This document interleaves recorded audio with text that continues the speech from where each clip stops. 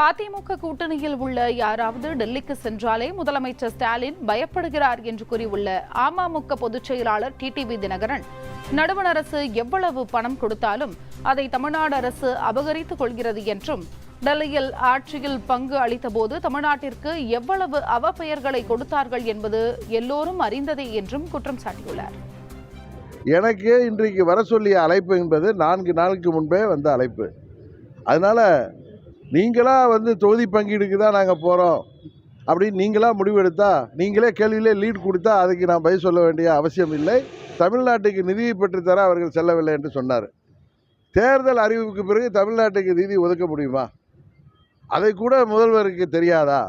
பயம். இன்னொன்று, டெல்லி எவ்வளவு நிதி கொடுத்தாலும் அதையெல்லாம் நீங்கள் கபலீகரம் செய்வதால் தான் தமிழ்நாடு மக்கள் உங்களை மாற்றுவதற்காக துடித்து கொண்டிருக்கிறார்கள். தமிழ்நாட்டில் மாற்றம் வருவதற்காக அதிமுக தலைமையிலான கூட்டணி, அதில் பாஜக இடம்பெற்றிருக்கிறது. பாஜகவின் டெல்லி தலைவர்களை நான் சந்திக்க செல்கிறேன்.